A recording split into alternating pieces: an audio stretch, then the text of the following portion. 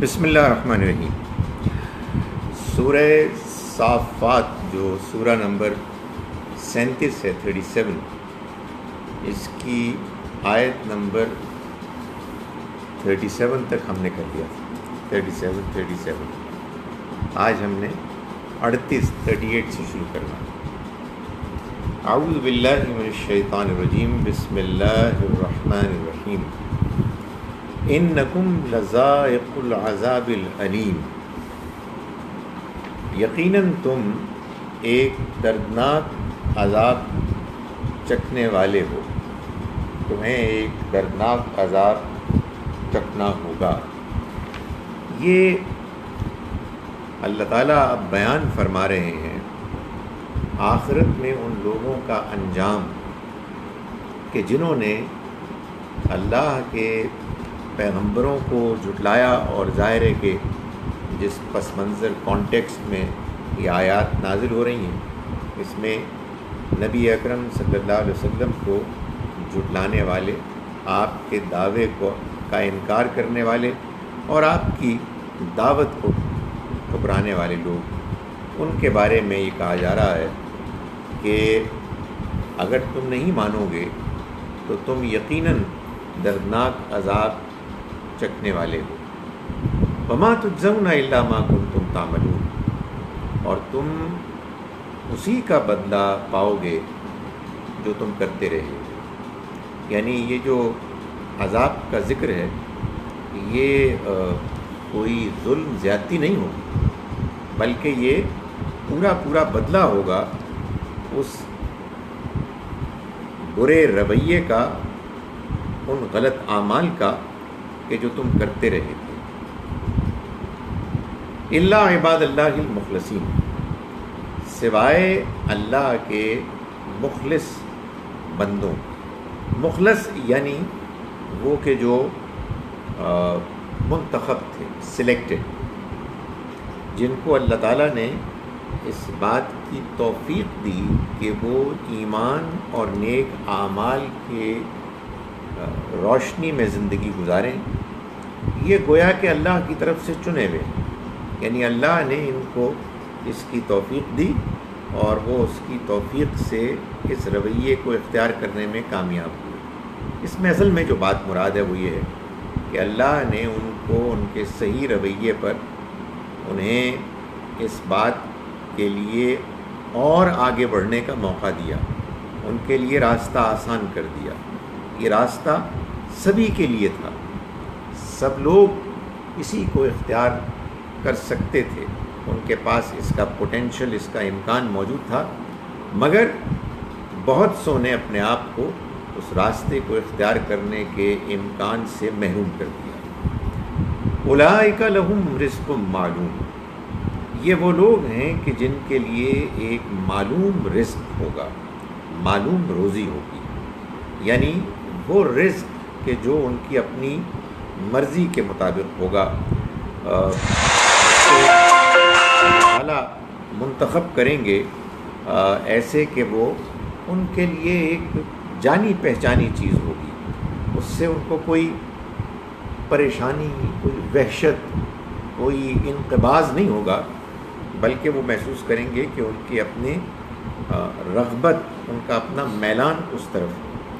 فرمایا فواکہ وہم مکرمون، یہ ان کے لیے پھل میوے ہوں گے اور وہ اس میں عزت کے ساتھ ہوں گے۔ وہم مکرمون فی جنات النعیم، نعمت کے باغوں میں۔ یہ ظاہر ہے کہ ان کے لیے اللہ کی طرف سے جنت میں جو نعمتیں ہیں ان کا ذکر ہے، اور یہ قرآن نے بتا دیا ہے کہ یہ بیان اصل میں میٹافوریکل، متشابہات میں سے ہے، یعنی اس دنیا کو بیان کرنے کے لیے کہ جو اس انسانوں میں سے کسی نے نہیں دیکھی، اللہ تعالیٰ ایک اندازہ ان کو بتا رہے ہیں کہ یہ نعمتیں اس نوعیت کی ہوں۔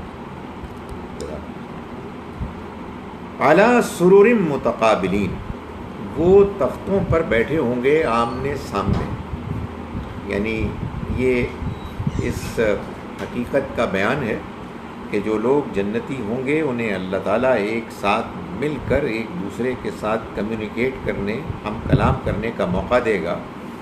یطاف علیہم بکأس من معین، ان کے پاس گردش میں ہوں گے وہ شراب کے جو بالکل پاک صاف ہوگی، بیضاء لذۃ للشاربین، وہ پینے والوں کے لیے بالکل یعنی لذت اور ان کے اپنے ٹیسٹ کے مطابق ہوگی۔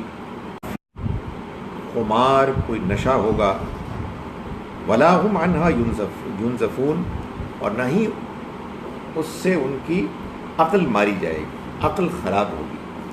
یعنی جو شراب کے اندر خامیاں ہیں، جو اس کے ایولز ہیں، جس کی وجہ سے اس کو اللہ نے حرام کیا ہے، ان میں سے کوئی خرابی اس مشروب میں نہیں ہوگی کہ جو ان کو وہاں میسر آئے گی۔ ظاہر ہے کہ سوال پیدا ہوتا ہے کہ پھر اس کو شراب کہنے کی ضرورت ہی کیا ہے؟ معلوم یہ ہوتا ہے کہ شراب کے اندر کوئی اچھی چیزیں بھی ہیں، لیکن اس کے اندر یہ جو نشہ ہے اور عقل کو معوف کرنے والی چیز ہے، یہ ہے کہ جو اس کو ناپسندیدہ امورل بنا دیتی ہے۔ تو اللہ تعالیٰ ظاہر ہے کہ وہاں کی نعمتوں کو بیان کرتے ہوئے یہ تذکرہ کر رہے ہیں۔ فرمایا وعندہم قاصرات الطرف عین، اور اس میں ان کے پاس نیچی نگاہوں والی ان کی بیویاں ہوں گی، عین بڑی آنکھوں والی، کأنہن بیض مکنون، گویا کہ وہ چھپے ہوئے انڈے ہیں، یعنی شتر مرغ کے چھپے ہوئے انڈے ہیں۔ یہ کیا چیز ہے؟ یہ بھی اصل میں ان عربوں کا ذوق ہے کہ جن کے سامنے قرآن مجید اللہ کی جنت کی نعمتیں ڈسکرائب کر رہا ہے۔ ایک بات تو ظاہر ہے موضوع پر ہمیشہ یہ بحث ہوتی ہے کہ یہ کیا وجہ ہے کہ یہ اللہ تعالیٰ جنت میں خواتین کا تذکرہ کر رہا ہے، اور اس سے یہ خیال ہوتا ہے کہ شاید یہ سب کچھ مردوں کے لیے۔ سورہ نور میں آیت نمبر 26 میں اللہ تعالیٰ نے یہ واضح کیا ہے کہ نہیں، ایسا نہیں ہے۔ اللہ نے نیک مردوں کے لیے نیک عورتیں اور نیک عورتوں کے لیے نیک مرد، خبیث مردوں کے لیے خبیث عورتیں اور خبیث عورتوں کے لیے خبیث مرد ہیں جن کا وہاں بندوبست کیا ہوا ہے۔ اب ظاہر ہے کہ یہ تو اصولی بات ہے۔ اس اصولی بات میں ایک اور سٹیٹمنٹ وہ ہے کہ جس میں اللہ تعالیٰ فرماتے ہیں کہ وَلَكُمْ فِيهَا مَا تَشْتَهِي أَنفُسُكُمْ، وہاں تمہیں وہ سب کچھ ملے گا جس کا تمہارا جی چاہے گا، وَلَكُمْ فِيهَا مَا تَدَّعُونَ، اور وہاں تمہیں وہ بھی ملے گا جس کا تم تقاضا کرو گے، جس کو تم مانگو گے۔ اس سے بھی ظاہر ہے کہ یہ بات بالکل کھل گئی، یعنی اس میں کوئی ریسٹرکشن نہیں ہے۔ البتہ جب خاص طور پر آگے بڑھ کر اللہ تعالیٰ کچھ نعمتوں کو نمایاں کرتا ہے تو ان خواتین کا ذکر کرتا ہے اور حوروں کا ذکر کرتا ہے۔ یہاں بھی ان کا ذکر ہے، اور اس میں عربوں کے ذوق کے مطابق دو چیزیں ہیں۔ ایک تو یہ کہ وہ نیچی نگاہیں والی، یعنی ان کے اندر شرم و حیا ہوگی، اور دوسرا یہ کہ وہ یہاں جو تمثیل بیان کی گئی ہے شتر مرغ کے چھپے ہوئے انڈے، یہ اصل میں جو ایک غیرت ہوتی ہے جو کسی کو محفوظ کرنے کی، پرزرو کرنے کی، یہ اصل میں اس کے لیے ایک تمثیل ہے۔ جیسے شتر مرغ اپنے انڈوں کے لیے اس بات کا اہتمام کرتا ہے کہ وہ کسی کی بد نگاہی سے محفوظ رہیں، بالکل یہی معاملہ ہے کہ جو ان جنت میں جنتیوں کے لیے جو اللہ تعالیٰ ساتھی فراہم کرے گا، ان کے معاملے میں اللہ کی طرف سے یہ نعمت فراہم کی جائے گی۔ فَأَقْبَلَ بَعْضُهُمْ عَلَى بَعْضٍ يَتَسَاءَلُونَ، پھر وہ ایک دوسرے کی طرف متوجہ ہوں گے۔ جنت میں جنتی ایک دوسرے سے بات چیت کرتے ہوئے گفتگو کریں گے. قال قائل منہم، کہے گا ان میں سے ایک کہنے والا، انی کان لی قرین، میرا ایک ساتھی ہوا کرتا تھا، یقول ائنک لمن المصدقین، جو کہتا تھا کہ کیا تم واقعی تصدیق کرتے ہو. یعنی بڑے تعجب کے ساتھ وہ یہ کہتا تھا کہ تم ڈو یو ریئلی بلیو، کیا تم واقعی مانتے ہو. ظاہر ہے یہاں خاص طور پر چونکہ ذکر ہو رہا ہے آخرت کا، تو اس میں مراد آخرت ہی ہے. اگرچہ کہ ظاہر ہے کہ آخرت کا ذکر کر کے اللہ تعالیٰ اور اس کی صفات کا ذکر تو آپ سے آپ ہو جاتا ہے، اور پیغمبروں کی دعوت کا ذکر بھی آپ سے آپ اس میں شامل ہو جاتا ہے.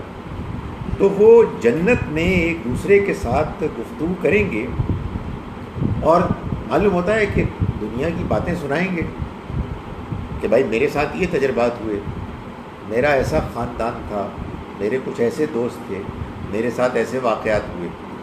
تو سنانے والوں میں سے ایک کہے گا کہ میرا ایک ساتھی تھا جو مجھ سے بڑے تعجب سے کہتا تھا کہ کیا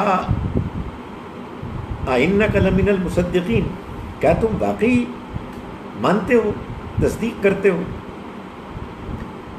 اذا متنا وکنا ترابا وعظاما ائنا لمدینون، کیا جب ہم مر جائیں گے اور ہم مٹی اور ہڈیاں ہو جائیں گے تو کیا ہم پھر اس کے بعد بدلہ پائیں گے، تم باقی اس کو مانتے ہو. تو کہتے میرا ایک ساتھی تھا ایسا جو مجھے اس طرح سے مجھ سے بات کرتا تھا. ظاہر ہے لوگ جب کسی چیز پر کنونسڈ ہوتے ہیں تو آپ ان کا اعتماد ان کی گفتگو سے دیکھیے. میں کہتا ہوں کہ آدمی کانفیڈنس کو دیکھ کے کہتا ہے کہ یار تو معلوم ہوتا ہے کہ سچی بات تو اسی کے پاس ہے. تو یہ عام طور پر جو لوگ ہوتے ہیں دوسروں کو متاثر کرنے والے ویسے ہی ہوتے ہیں کہ ان کی زبان میں، ان کی گفتگو میں اتنا اعتماد ہوتا ہے کہ دوسرا آدمی تھوڑی دیر کے لیے پریشان ہو جاتا ہے. تو اس نے کہتا ہے کہ وہ کہتے ہیں کہ وہ یہ کہے گا، اس نے کہا جب میں دنیا میں تھا کہ بھائی تم کیا اس کو مانتے ہو، تم یہ عجیب سی بات مانتے ہو کہ جب تم مر جاؤ گے اور گل سڑ کے ہڈیاں ہو جاؤ گے تو اس کے بعد تم اٹھائے جاؤ گے اور حساب کتاب ہوگا. قال هل انتم مطلعون، تو وہ کہے گا کہ اس کو کہا جائے گا کہ تم ذرا جھانک کر دیکھو، یعنی تم do you want to know what he is going through, تم جاننا چاہتے ہو کہ اس کا کیا انجام ہوا، ذرا جھانک کر دیکھو. فطلع فرآہ فی سواء الجحیم، یعنی جھانک کر دیکھو جو مراد یہ ہے کہ تم ذرا دیکھو کہ وہ کہاں ہے، تمہیں ہم بتاتے ہیں کہ وہ کس حال میں ہے. فطلع، تو یہ کہہ کر اس نے جھانکا. فرآہ فی سواء الجحیم، تو اس کو دوزخ کے بیچ میں اس نے دیکھا، یعنی وہ اسے دیکھے گا جہنم کے بیچ میں. اس رویے کے نتیجے میں جو اس نے اختیار کیا اور جو اس نے زندگی گزاری اور اس پر وہ مصر رہا، وہ اللہ کے ہاں سزا یافتہ لوگوں میں شامل ہو جائے گا اور اس کو باقاعدہ دکھایا جائے گا. اس سے معلوم ہوتا ہے کہ نہ صرف یہ کہ جنت میں اہل جنت ایک دوسرے کے ساتھ مل کر گفتگو کریں گے، بلکہ معلوم ہوتا ہے کہ ان کو بہت دور ان کو جو واقعات ہو رہے ہوں گے وہ بھی ان کے سامنے لے آئے جائیں. آج تو خیر یہ ہمیں امیجن کرنا کوئی مشکل ہی نہیں. آپ بیٹھے ہوتے ہیں ایک جگہ، دوسری جگہ جلسہ دیکھ رہے ہوتے ہیں، کہیں کا کوئی میچ دیکھ رہے ہوتے ہیں، کہیں کی کوئی تقریر سن رہے ہوتے ہیں، سب کچھ کر رہے ہوتے ہیں. تو قرآن مجید نے یہ اطلاع دی کہ یہ جنت میں ان کے لیے اس بات کا اہتمام کیا جائے گا کہ جب وہ بات چیت کر رہے ہوں گے اور بات چیت کر رہے ہوں گے ان لوگوں کے بارے میں کہ جن سے ان کا دنیا میں تعلق تھا اور انہوں نے ان کو ورغلانے کی کوشش کی تھی، تو ان سے یہ کہا جائے گا ان میں سے بعض سے کہ اگر تم دیکھنا چاہتے ہو تو ذرا جھانک کر دیکھو. تو وہ جب دیکھے گا اس کو تو اس کو ایک سخت سزا میں پائے گا جہنم کے عین بیچ میں. قالت اللہ ان کتا لتردین، وہ کہے گا کہ خدا کی قسم تم نے تو مجھے برباد کر ہی دیا تھا، یعنی تم قریب تھے کہ مجھے خراب کر بیٹھتے۔ تم نے جس طرح گفتگو کی، جس طرح تم میرے پاس آتے تھے، تم جس طرح مجھے کنونس کرنے کی کوشش کرتے تھے، تو قریب تھا کہ تم مجھے تباہ کر دیتے۔ ولولا نعمت ربی، اور اگر میرے رب کی نعمت فضل نہ ہوتا، لکنت من المحضرین، تو میں بھی انہی میں تو ہو جاتا کہ جو حاضر کیے گئے، پکڑ کر حاضر کیے گئے۔ یعنی یہ اللہ کا بڑا احسان ہوا مجھ پر کہ میں نے تمہاری بات کو اہمیت نہیں دی اور میں اس سے متاثر نہیں ہوا، اور میں اپنے صحیح راستے کو اختیار کرنے میں کامیاب ہو گیا۔ یہ میرا کمال نہیں ہے، یہ میرے رب کی نعمت ہے۔ اگر میرے رب کی نعمت نہ ہوتی تو میں بھی ہو جاتا تمہاری ہی طرح ان لوگوں میں کہ جو حاضر کیے گئے۔ افا نحن بمیتین، تو کیا اب ہم مریں گے؟ یعنی کیا یہ جو موت آئی ہے اس کے بعد اب موت نہیں آئے گی؟ افما نحن بمیتین الا موتتنا الاولی، سوائے اس پہلی موت کے۔ کیا یہ ریالٹی ہے کہ اب اس کے بعد کوئی موت نہیں آئے گی؟ وما نحن بمعذبین، اور نہیں ہم عذاب دیے جائیں گے۔ یعنی یہ بات وہ خوشی، مسرت، کامیابی کے ایک فیلنگ کے ساتھ وہ کہیں گے کہ یہ تو اب جو اس کا انجام ہے وہ تو اس نے اپنے غلط رویے کی وجہ سے اس کو دیکھ لیا، لیکن جو کچھ ہم کو حاصل ہوا ہے اس کے نتیجے میں اب ہم اطمینان کے ساتھ یہ کہہ سکتے ہیں کہ اب وہ عذاب، اب وہ موت کہ جو خاتمہ کر دیتی ہے زندگی کا، وہ موت تب کبھی نہیں آئے گی، اور یہی زندگی ہے کہ جو اب ہمارے لیے ہمیشہ کے لیے چلے گی اور کبھی عذاب ہم کو نہیں دیا جائے گا۔ ان ھذا لہو الفوز العظیم، یقیناً یہ ایک بڑی کامیابی، یعنی یہ وہ کامیابی ہے کہ جو سب سے بڑی کامیابی ہے۔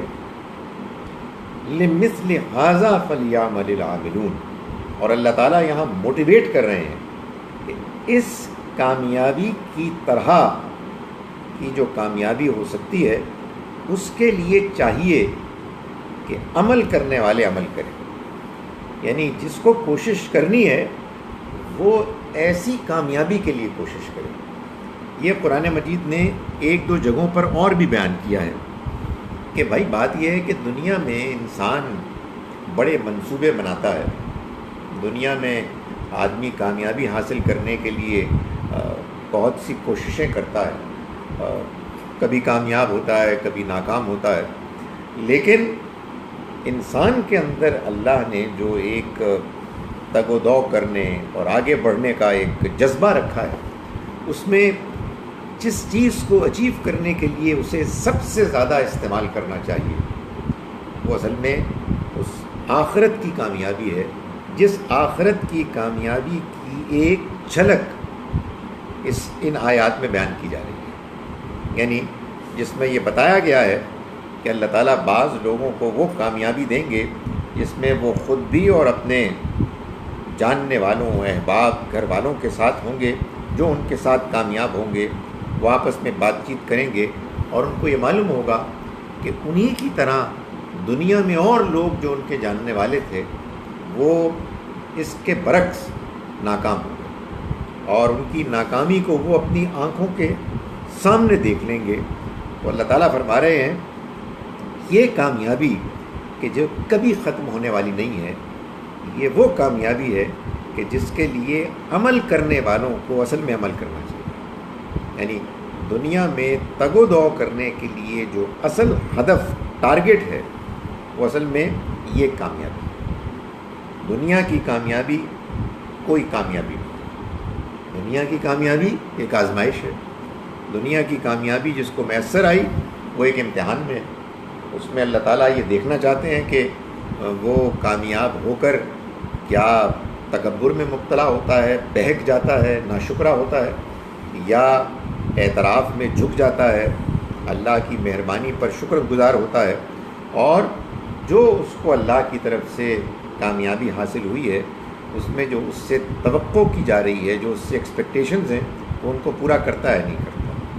تو دنیا کی کامیابی بظاہر کامیابی کوئی کامیابی نہیں، اور دنیا کی بظاہر ناکامی کوئی ناکامی نہیں، یہ دونوں ہی امتحان ہیں۔ اللہ تعالیٰ اپنی مہربانی سے بالعموم یہ کرتے ہیں کہ جو لوگ کبھی ناکامی کے تجربے سے گزرتے ہیں ان کو کامیابی بھی دکھا دیتے ہیں، تاکہ وہ ناکامی کی آزمائش میں پڑھ کر بالکل مایوس نہ ہو جائے۔ یعنی حقیقت یہ ہے، میں نے دیکھا ہے کہ آدمی جب کچھ برا وقت ہوتا ہے بہت زیادہ ڈپریس ہو جاتا ہے، اور ڈپریشن بہت بری بیماری ہے۔ انسان کے مایوس ہونے کی کیا کیا لیولز، کیا کیا انتہائیں ہیں، یہ تو لوگوں سے مل کے معلوم ہوتا ہے کہ وہ کہہ رہے ہیں کہ کبھی ہمیں کسی قسم کی کوئی کامیابی نصیب ہو ہی نہیں سکتی، ہماری قسمت میں ہی نہیں لکھا ہوا۔ اور وہ ہوتا ہے نا کہ ایک برائی سے دوسری برائی جنم لیتی ہے، ایک ڈپریسنگ آئیڈیا سے دوسرا جو ہے اور بڑھتا ہے۔ تو خدا تعالیٰ نے اس دنیا کی آزمائش کو کچھ ایسا بیلنس کیا ہوا ہے کہ وہ بالعموم یہی کرتا ہے کہ اگرچہ کہ اس نے کامیابی، بظاہر کامیابی کو بھی ایک آزمائش رکھا ہوا ہے اور بظاہر ناکامی کو بھی ایک آزمائش رکھا ہوا ہے۔ یہ ایسے بھی ہوتے ہوں گے جو اس میں کنٹینٹ ہوتے ہیں جی، بالکل ہوتے ہیں، کوئی شک ہی نہیں ہے۔ وہ کیا کرتے ہیں، دیکھیں وہی تو میں گزارش کر رہا ہوں کہ وہ اس ناکامی میں جس کو آپ ناکامی سمجھ رہے ہیں، ہمیں ناکامی نظر آ رہی ہے، اس میں بھی وہ کامیابی دیتے ہیں۔ یہ ہو نہیں سکتا کہ دنیا کی زندگی میں کوئی انسان ایسا ہو کہ جس کے پاس شکر گزاری کے لیے کچھ بھی نہ ہو۔ یہ زندگی خود ایک بہت بڑی نعمت ہے۔ اس میں سچی بات یہ ہے کہ صبح و شام جو آپ کو پریشانیاں ہوتی ہیں ان کے اندر لپٹی ہوئی خوشیاں، اطمینان کی ساعتیں، ایسے لمحات ہوتے ہیں جس میں انسان محسوس کرتا ہے کہ یار کمال ہو گیا۔ تو یہ تو نہیں ہو سکتا، لیکن ایک وہ پیمانہ ہے، ایک بات سوچ کی ہے، سوچ کی جی جو آپ کے پاس نہیں ہے کیا وہ کامیابی ہے، کہ جو آپ کے پاس ہے وہ کامیابی؟ بالکل صحیح بات ہے۔ لیکن ایک ہے نا کہ ایک آدمی دنیا میں دوسروں سے آگے بڑھ گیا، ایک آدمی کو دنیاوی وسائل، دنیاوی سٹیٹس زیادہ مل گیا، تو لوگ عام طور پر کہتے ہیں کہ یہ کامیاب ہے۔ میں گزارش یہ کر رہا تھا کہ جن کو مثال کے طور پر کم ملا، وسائل کم ملے، کامیابیاں کم ملی، شہرت کم ملی، لیاقت قابلیت کم ملی، تو ان کو بھی اطمینان، خوشی کے بہت سے اللہ تعالیٰ اور مواقع، امکانات دے دیتا ہے، اور جن کو وہ بظاہر کامیابی دیتا ہے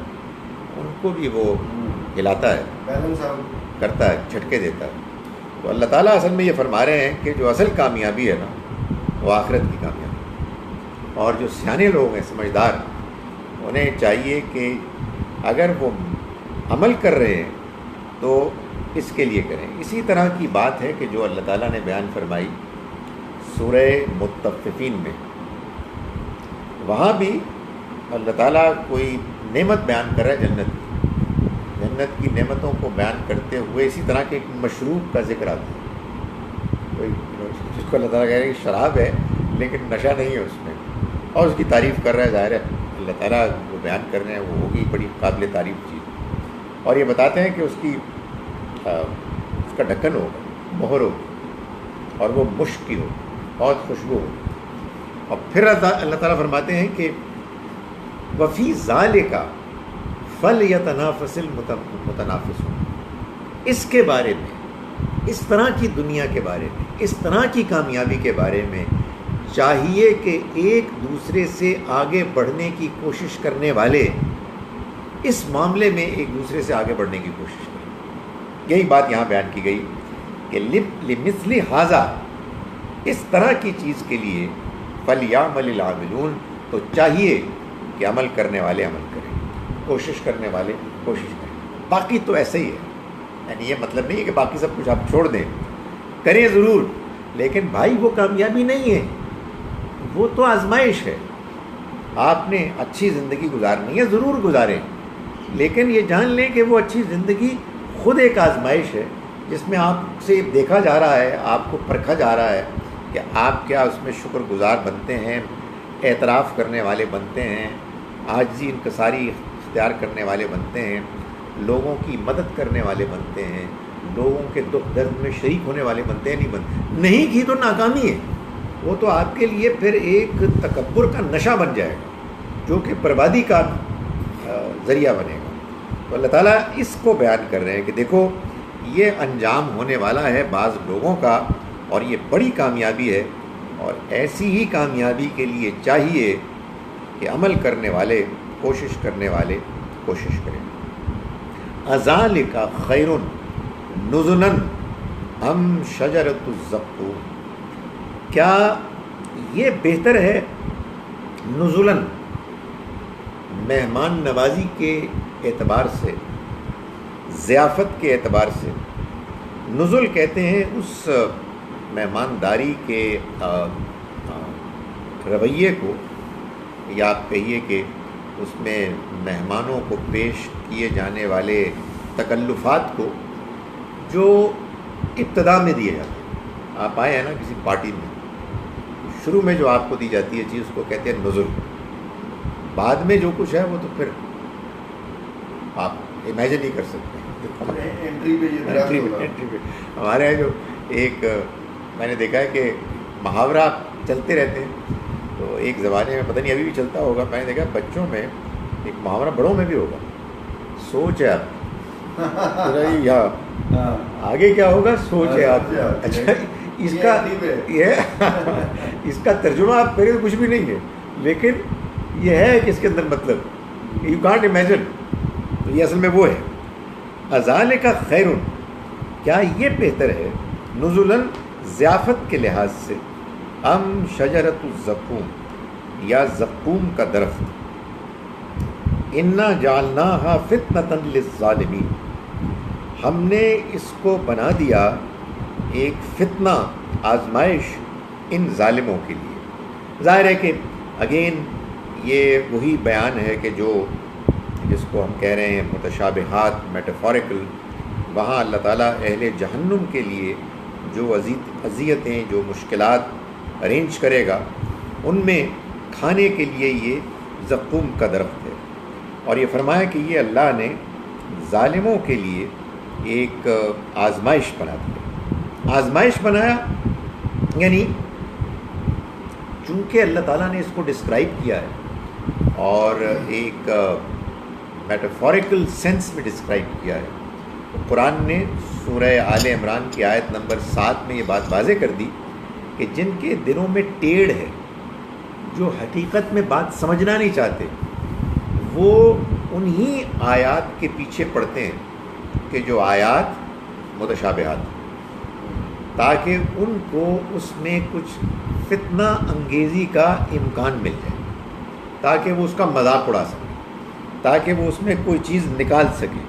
تو فرمایا کہ یہ جو درخت ہے زقوم کا، اس کو ہم نے ان ظالموں کے لیے ایک فتنہ، ایک آزمائش بنا لی۔ انہا شجرۃ تخرج فی اصل الجحیم، یہ ایک ایسا درخت ہے کہ جو جہنم کی تہہ میں اگتا ہے۔ ظاہر ہے تہہ میں اگتا ہے، اس کی کیا اصل حقیقت ہے یہ ہم نہیں جان سکتے، مگر معلوم ہوتا ہے کہ بد ذائقہ اور تکلیف دہ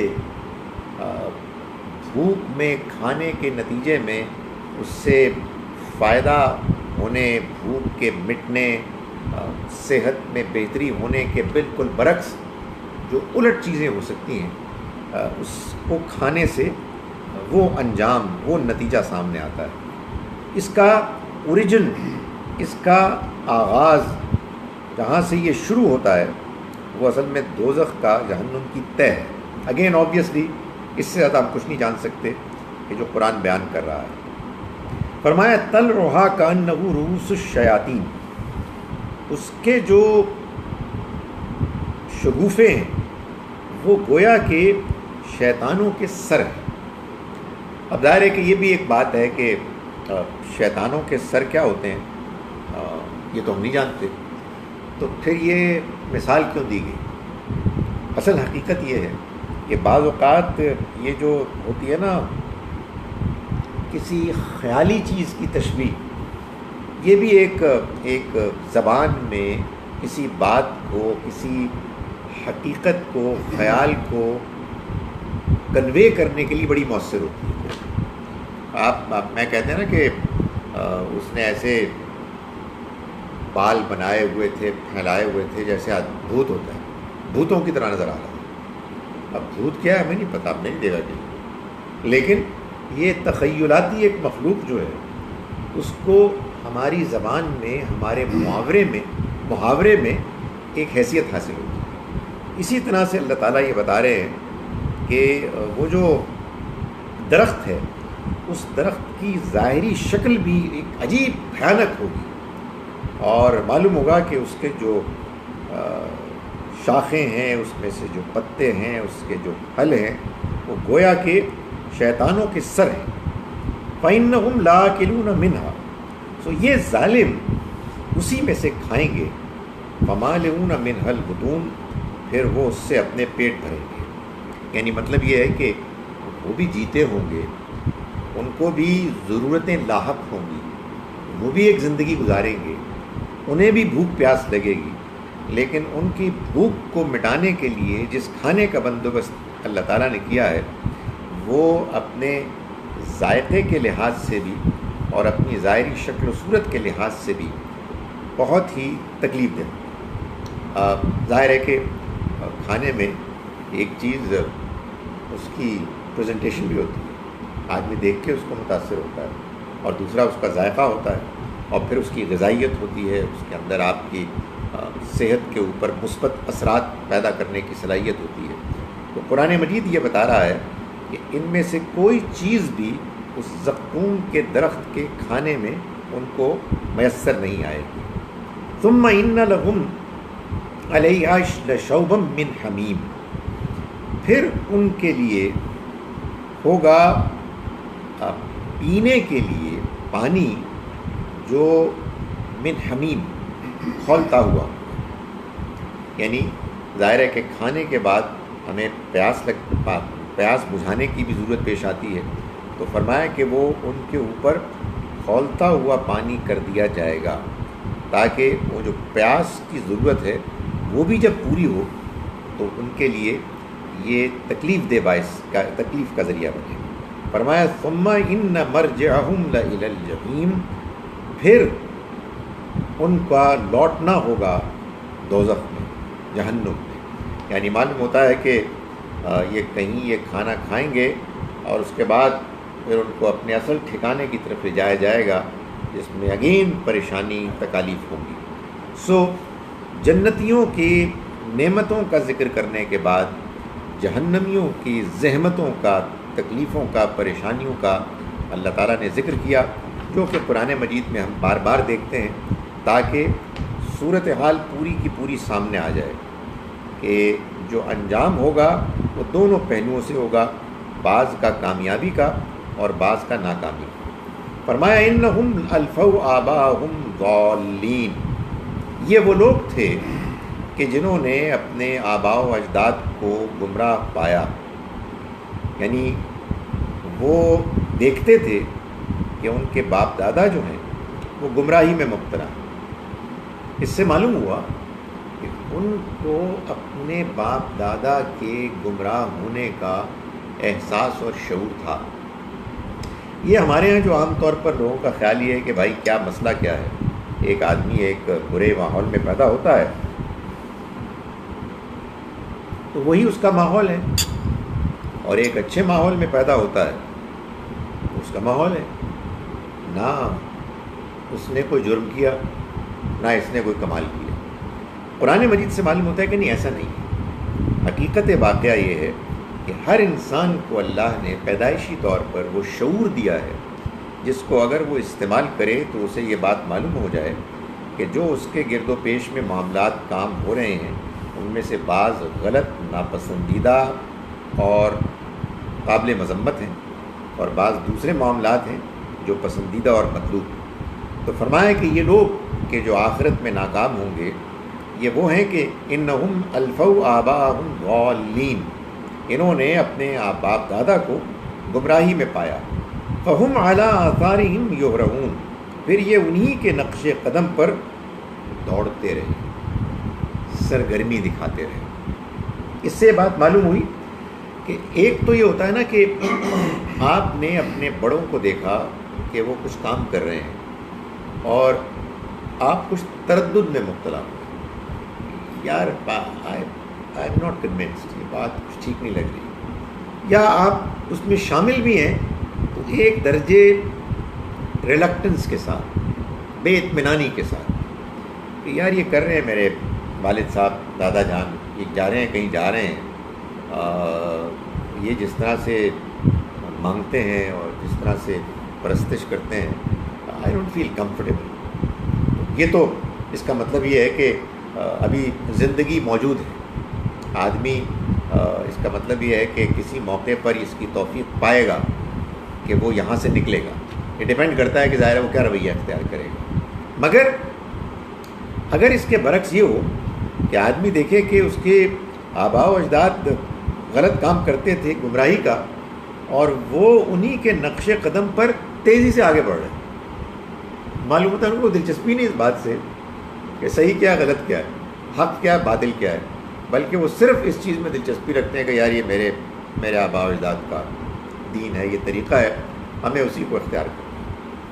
میں ہمیشہ یہ کہتا ہوں کہ قرآن مجید اور ہمارا دین، وہ میں نے پچھلی مرتبہ بات کی تھی، ٹریڈیشنل انڈرسٹینڈنگ، ٹریڈیشن کو تو یہ کہتا ہے کہ کویسچن کرنا چاہیے، ہمیشہ کویسچن کرنا چاہیے. ٹھیک ہے، جب تک آپ کو کوئی اور بات سمجھ میں نہیں آتی آپ کو ٹریڈیشن پر عمل کرنا چاہیے، لیکن ٹریڈیشن کو کویسچن کرنا چاہیے کہ کیا اس کی کوئی بیسس ہے، کیا یہ ٹھیک چیز ہے، کہیں کوئی چیز کھٹک تو نہیں رہی. تو یہ اللہ تعالیٰ جہنم میں جہنمیوں کا انجام بیان کرنے کے بعد ان کے بارے میں بتا رہے ہیں کہ وہ اس انجام تک کیوں پہنچے. فرمایا کہ یہ وہ لوگ تھے کہ جنہوں نے اپنے بڑوں کو گمراہی میں پایا، چنانچہ وہ بھی ان کے نقش قدم پر سرگرمی دکھانے لگے. وَلَقَدْ ضَلَّ قَبْلَهُمْ أَكْثَرُ الْأَوَّلِينَ، اس سے پہلے بہت سے لوگ ہیں جو اسی طرح سے گمراہ ہوئے، یعنی انہوں نے اس کی کوئی پرواہ نہیں کی کہ صحیح کیا ہے اور غلط کیا ہے. انہوں نے بس یہ دیکھا کہ یہ ہمارے آباء و اجداد کا طریقہ ہے تو ہم نے بھی اسی طریقے کو اختیار کرنا ہے، ہم اس سے الگ کوئی طریقہ اختیار نہیں کر سکتے، اگرچہ کہ جو کچھ وہ کر رہے تھے وہ کتنا ہی غلط کیوں نہ ہو. وَلَقَدْ أَرْسَلْنَا فِيهِمْ مُنذِرِينَ، پھر ہم نے ان میں بھیجے خبردار کرنے والے. یہ ہے اصل میں یہ ایڈیشنل بات. دیکھیں بات یہ ہے کہ ایک وہ گروہ ہے کہ جس کے ہاں آباء و اجداد میں گمراہی ہے اور وہ ان کے نقش قدم پر چل رہے ہیں. بہت سی صورتوں میں کوئی اور چوائس بھی نہیں ہوتی. آدمی کچھ ہوتا تو ہے اس کے بارے میں ان کلیئر، متوحش، ڈاؤٹ کرنے والا، کویسچن کرنے والا، مگر کوئی کلیئر ڈائریکشن نہیں مل رہی ہوتی. لیکن اگر اس کے برعکس خبردار کرنے والے اللہ کے پیغمبر آ جائیں اور وہ یہ بتا دیں کہ دیکھو یہ بات غلط ہے، یعنی جو تمہارے ذہن میں دل میں تردد ہے یہ بالکل ٹھیک ہے، یہ غلط کر رہے ہیں، پھر اس کے بعد اس رویے پر، اس طریقے پر، اس ٹریڈیشن پر عمل کرنا، یہ پھر گمراہی گناہ ہو جاتا ہے، یہ پھر قابل گرفت ایک جرم ہو جاتا ہے. تو فرمایا وَلَقَدْ أَرْسَلْنَا فِيهِمْ مُنذِرِينَ، اور ہم نے بھیجا ان میں خبردار کرنے والوں کو. فَانظُرْ كَيْفَ كَانَ عَاقِبَةُ الْمُنذِرِينَ، تو دیکھو کیسا انجام ہوا خبردار کیے جانے والوں کا، یعنی جن کو ہم نے خبردار کیا اس کا پھر انجام کیا ہوا. الا عباد اللہ المخلصین، سوائے اللہ کے مخلص یعنی منتخب بندے وہ اس سے محفوظ رہے. ان کو اللہ نے توفیق دی کہ وہ اس گمراہی کے رویے سے بچے رہیں.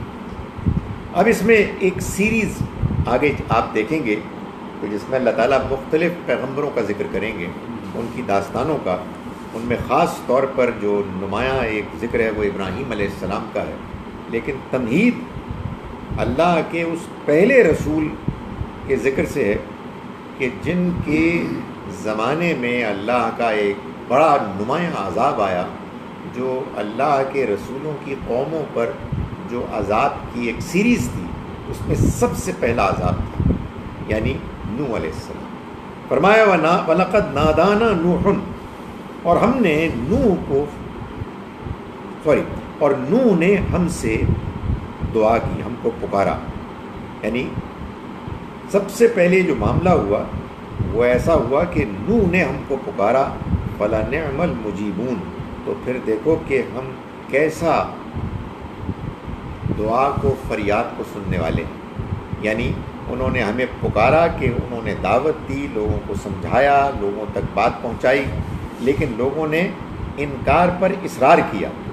تو پھر ایک موقع آیا کہ نوح علیہ السلام نے اللہ کے حضور میں اپنی فریاد پیش کی، اور اللہ تعالیٰ نے فرمایا کہ دیکھو ہم کیسے دعاؤں کے سننے والے ہیں، فریاد سننے والے ہیں. وَنَجَّيْنَاهُ وَأَهْلَهُ مِنَ الْكَرْبِ الْعَظِيمِ، اور ہم نے نجات دی ان کو بھی اور ان کے گھر والوں کو بھی ایک بڑی مصیبت سے. وَجَعَلْنَا ذُرِّيَّتَهُ هُمُ الْبَاقِينَ، اور ان کی نسل کو ہم نے باقی رکھا بعد کے زمانوں میں. یعنی ان کے جو 3 بیٹے تھے، عام، سام اور یافس، انہی سے یہ پوری انسانیت ہے کہ جو آگے پھیلی. اسی لیے نوح علیہ السلام کو آدم ثانی کہتے ہیں. یعنی حضرت آدم اور حضرت نوح میں کچھ کا کچھ پتہ چلتا ہے جو کون سے ایرا تھا؟ یعنی یہ ہے اصل میں، چونکہ پری ہسٹورک ایرا، اس لیے ہم ایگزیکٹ تو نہیں کہہ سکتے، لیکن آدم علیہ السلام کے کئی صدیوں بعد آئے. یعنی ایک درمیان میں گیپ ہے. آدم علیہ السلام کے بارے میں یہ کہا جاتا ہے 10,000 ایئر، ہاں لگ بھگ ہی کہتے ہیں، لیکن اس میں بھی ذرا پلس مائنس کچھ ہو جاتا ہے. دوسرا اسی طرح سے کچھ اور پیغمبروں کا درمیان میں بھی ذکر ہے، لیکن وہ بہت نمایاں نہیں. یہ معلوم ہوتا ہے کہ کئی سینچریز بعد، ظاہر ہے کہ ہوا کیا کہ آبادی بڑھ گئی. آپ دیکھیں نا، آدم علیہ السلام سے پوری پھر ایک قوم بنی جو کچھ علاقے میں پھیلے، تو اس میں صدیاں گزری. اور اس کے بعد نوح علیہ السلام کو اللہ نے بھیجا، انہوں نے دعوت دی، اور اس کے بعد جب انکار ہوا تو اللہ نے ان کو اور ان کے گھر والوں کو بچا لیا. وَجَعَلْنَا ذُرِّيَّتَهُ هُمُ الْبَاقِينَ، اور ہم نے بنا دیا ان کی اولاد کو باقی رہنے والا. فَتَّرَكْنَا عَلَيْهِ فِي الْآخِرِينَ، اور ان کے بارے میں ہم نے چھوڑ دیا ان کی ملت میں کیا، یعنی سلام علی نوح فی العالمین، نوح پر سلامتی ہے تمام دنیا والوں میں. یعنی ایک گروہ کو ہم نے اس کی ملت پر چھوڑا جو اس پر قائم رہے، اور ان کے لیے اللہ تعالیٰ نے یہ الفاظ بیان کیے کہ ان کے اوپر سلامتی ہو تمام جہان والوں میں. انا کذالک نجزی المحسنین، ہم اسی طرح سے محسنوں کو بدلہ دیتے ہیں.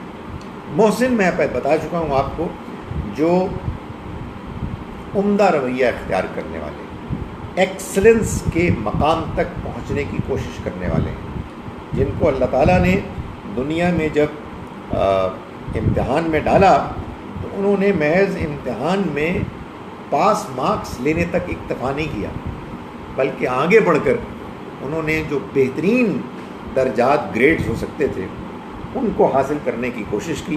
تو فرمایا کہ انا کذالک نجزی المحسنین، ہم محسنوں کو، ایکسلنس اختیار کرنے والوں کو اسی طرح سے صلہ دیتے ہیں. انہ من عبادنا المؤمنین، یقیناً وہ ہمارے مومن بندوں میں سے تھے. ثم اغرقنا الآخرین، پھر ہم نے اوروں کو غرق کر دیا، یعنی جنہوں نے ان کا انکار کیا، جو ان کے ساتھ شامل نہ ہوئے. وہ پھر ڈوب گئے، ان کو اللہ نے اپنے عذاب سے دوچار کیا۔ میں ان آیات کا ترجمہ ایک مرتبہ پھر آپ کے سامنے پیش کر رہا ہوں۔ ہم نے سورہ صافات کے جو سورہ نمبر 37 ہے 37، اس کی آیت نمبر 38 سے آج کا سبق شروع کیا۔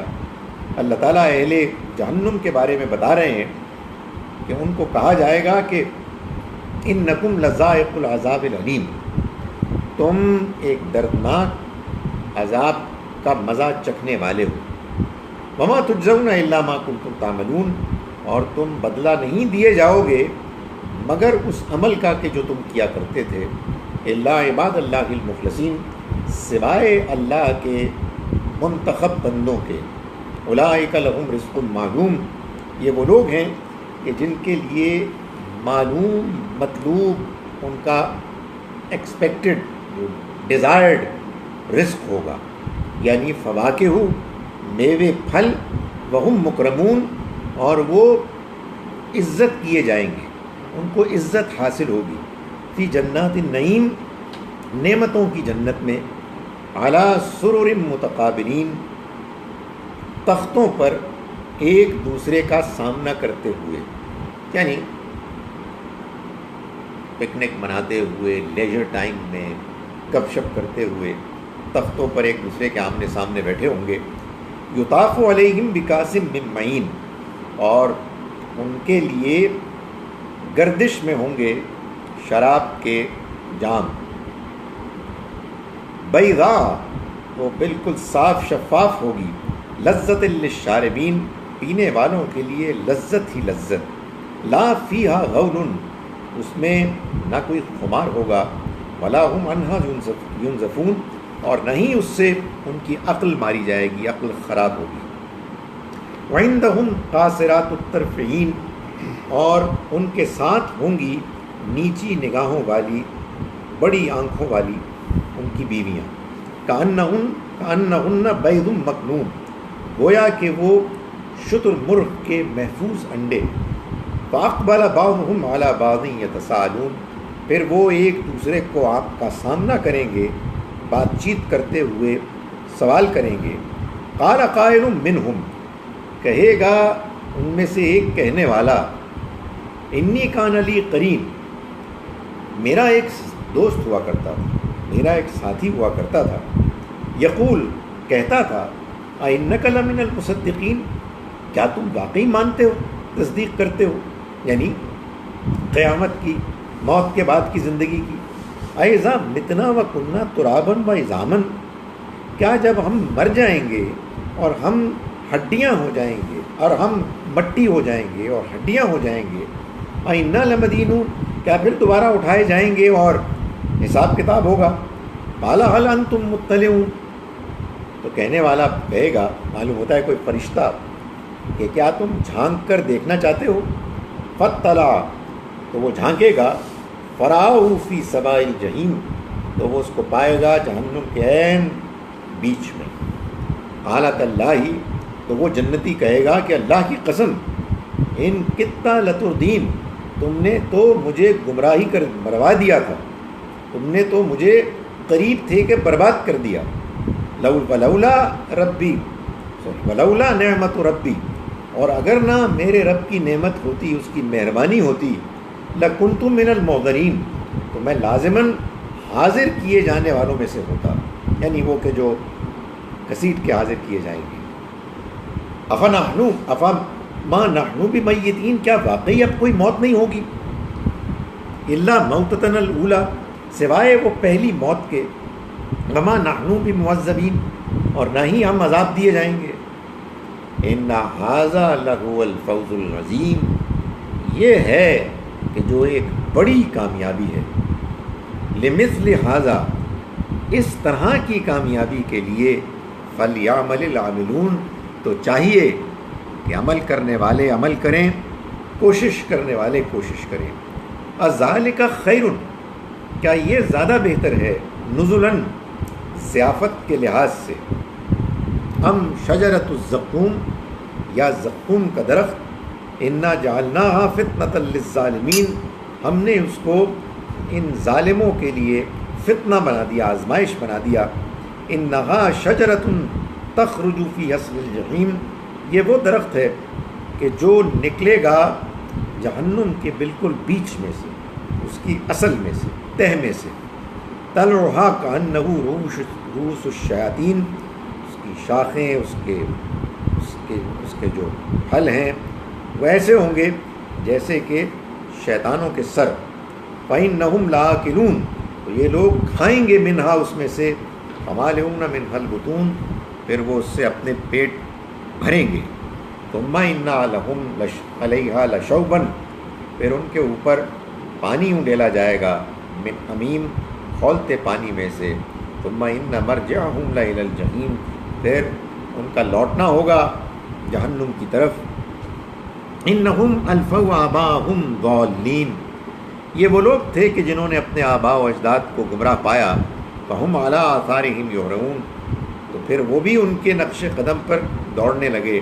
وَلَقَدْ ضَلَّ قَبْلَهُمْ أَكْثَرُ الْأَوَّلِينَ، اور یقیناً گمراہ کیا ان سے پہلے اکثروں کو، پہلوں کے اکثر کو۔ وَلَقَدْ أَرْسَلْنَا فِيهِمْ مُنذِرِينَ، اور ہم نے بھیجا ان کے اندر خبردار کرنے والوں کو۔ فانظر کیف کان عاقبۃ المنذرین، تو دیکھو کیسا انجام ہوا خبردار کیے جانے والوں کا۔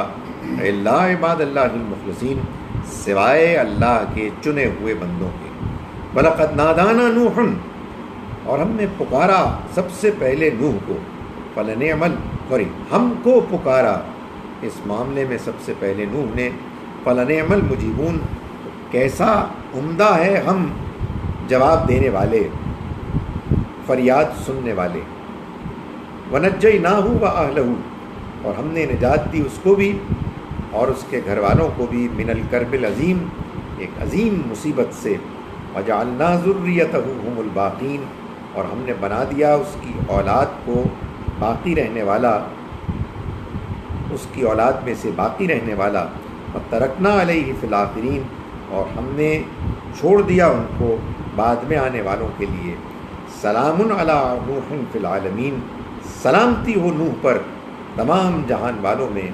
انا کذالک نجزی المحسنین، ہم اسی طرح سے عمدہ رویہ اختیار کرنے والوں کو جزا دیتے ہیں۔ انہ من عبادنا المؤمنین، یقیناً وہ ہمارے مومن بندوں میں سے تھے۔ ثم اغرقنا الآخرین، پھر ہم نے اوروں کو غرق کر دیا۔ اقول قولی ھذا واستغفر اللہ لي۔ اس میں یہ جو آج کا، اس لیے ابھی آج بھی وہ پڑھا اور نارملی اس کے جو ٹیسٹ جو، اس سے تو یہ پتہ لگتا ہے کہ جو system of competition in worldly matters, یعنی کہ آپ کا جو کمپٹیشن ہے نا اپنے انسانوں کے ساتھ کمپٹیشن ہے زیادہ دولت اکٹھے کرنے کا، وہ تو ایک لگتا ہے کہ دس سسٹم پرابلی ایڈیفائی میں سے کہ یہ تو ایک شیطانی کام ہے، ایسے لگتا ہے، کیونکہ اللہ تعالیٰ کا جو نظام ہے وہ تو بیسکلی ایک کوپریشن کا ہے کہ آپ نے ایک دوسرے کی مدد کرنی ہے، آپ نے ایک دوسرے کے ساتھ کمپیٹ کرنا ہے تو آخرت کے لیے کمپیٹ کرنا ہے، دیٹ مینس نیکی میں، بھلائی میں، اور جو ورلڈلی میٹرز ہیں اس میں تو رازق اللہ کی ذات، آپ نے کوشش کرنی ہے مگر آپ نے لوگوں کے ساتھ کمپیٹ نہیں کرنا، آپ نے لوگوں کو ساتھ لے کے چلنا ہے، کوپریشن رادر دین کمپٹیشن۔ دیکھیں جو بات سمجھ میں آتی ہے وہ یہ ہے کہ اللہ تعالیٰ یہ فرما رہے ہیں کہ ایک دوسرے سے کمپیٹ کرنا تو تمہاری سرش، تمہاری طبیعت میں، تمہاری نیچر میں کرو، لیکن اصل کمپیٹ کرنے کا جو میدان ہے وہ یہ ہے، وہاں سے ہم تمہیں روک نہیں رہے، وہ تو ہے ہی تمہارے اندر، ہم اس تمہارے اندر کی اسپرٹ کو چاہتے ہیں کہ اس طرف ڈائیورٹ ہو جائے۔ وہاں جو تم کرو تو دو چیزوں کا خیال رکھو، ایک یہ کہ دوسروں کے ساتھ کمپیٹ کرتے ہوئے اخلاقی اصولوں کو پامال نہ کرو، دوسروں کے ساتھ زیادتی نہ کرو، دوسروں کے ساتھ بدتمیزی نہ کرو، بے شک آگے بڑھو لیکن اس میں تمام اخلاقی اصولوں کا لحاظ ہوتا اور ہے. انصاف ان میں سے ایک ہے، یعنی حق نہیں لینا ہے. اور بہت ساری چیزیں ہوتی ہیں. آپ نے جو معاہدے کیے ہیں ان کو پورا کرنا ہے. دوسرے کے ساتھ آپ مقابلہ بھی کر رہے ہیں تو بد زبانی نہیں کر رہے، آپ ایک ڈیسنٹ انداز میں کریں، جو وغیرہ وغیرہ. یہ ایک شرط ہے. دوسری شرط یہ ہے کہ تم جب یہ کمپیٹ کرو گے ایک دوسرے سے دنیا میں، تو یقیناً کوئی آگے نکلے گا، کوئی پیچھے رہے گا. پیچھے رہنے والوں کا خیال کرو، یعنی تمہارے مال میں ان کا حق ہے. یہ جو ہے نا، جو کوآپریشن کی آپ نے بات کی، اصل میں اس میں مشکل یہ ہے کہ انسان کے اندر اس دنیا میں ایکسل کرنے کا ایک جذبہ ہے، اور آدمی اصل میں موٹیویٹ ہی تب ہوتا ہے کہ جب اس کو یہ اطمینان ہو کہ کچھ میدان ایسا ہے کہ اس میں میں جب اپنی عقل، اپنا تجربہ، اپنی محنت، اپنا ٹیلنٹ ایکسپینڈ کروں گا، اس میں استعمال کروں گا، تو مجھے رزلٹس ملیں گے. اس میں کوئی حرج نہیں. قرآن مجید نے دولت کو خیر کہا ہے. ہمارے میں کئی جگہوں پر دولت کے لیے لفظ خیر استعمال ہوا ہے، پرووائڈیڈ وہ صحیح طریقے سے حاصل ہو، صحیح طریقے سے خرچ کی جائے. البتہ جب حاصل ہو جائے تو دوسروں کو اس میں شریک کریں. اس کی وجہ یہ ہے کہ دیکھیں، یہ تو میں اور آپ جانتے ہیں کہ دولت پیدا ہوتی ہے، اور پیدا ہوتی ہے دنیا میں اچھے ایفرٹ سے. آپ سوچتے ہیں، آپ عمل کرتے ہیں، آپ پلان کرتے ہیں، خدا کی توفیق ہوتی ہے. اگر میں اور آپ مل جل کر کوآپریشن کے ساتھ کوئی کام کریں گے تو وہ ایک ڈھیلا سا کام ہوگا، یعنی اس میں وہ جو ہے نا، وہ جو ایکسل کرنے والی چیز نہیں ہوگی. تو قرآن سے یہ معلوم ہوتا ہے کہ یہ بات طے ہے. سورہ زخرف میں ایک آیت ہے جس سے معلوم ہوتا ہے کہ اللہ نے دنیا کی آزمائش کو ایسے رکھا ہے کہ بعض لوگ بعض دوسرے لوگوں کی خدمت امپلائمنٹ میں ہوں گے. یہ تو ہوگا، اس لیے کہ ایک بندہ پروجیکٹ لگائے گا، وہ یار مجھے لوگ چاہیے، یار I want workers, I want people who should do the task, یہ میرا پلان ہے. مگر اس میں آپ نے، جیسا کہ میں نے گزارش کی، نمبر 1 آپ کو فیئر ہونا ہوگا، آپ کو جو مورل لمٹس ہیں ان کے اندر رہنا ہے. نمبر 2 اس کو اصل مقصد نہ بنائیں.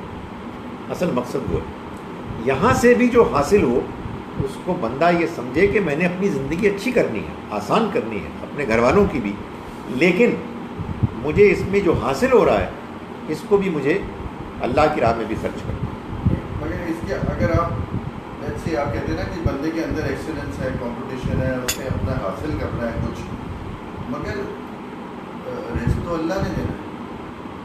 تو اب ایسے بہت لوگ ہیں کہ جو صبح سے لے کے شام تک پتھر اٹھاتے ہیں، مگر ان کو تو 1 کروڑ روپیہ نہیں ملتا ہے at the end of the day, you نو.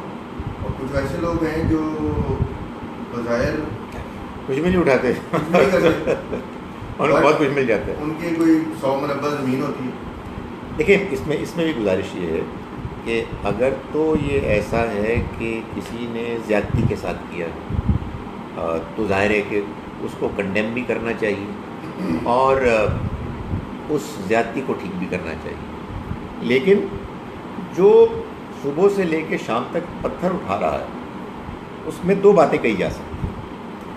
ایک بات تو یہ کہی جا سکتی ہے کہ قرآن یہ کہتا ہے کہ جب بھی آپ رزق کماتے ہیں تو اصل میں آپ اللہ کا فضل تلاش کرتے ہیں. اللہ کا فضل موجود ہے اور آپ اس کو تلاش کر رہے ہیں تو آپ کو رزق ملے گا. پتھر اٹھانے والے کے لیے ہو سکتا ہے کہ اللہ تعالیٰ نے رزق کہیں اور رکھا تھا، وہ غلط جگہ پھنس گیا.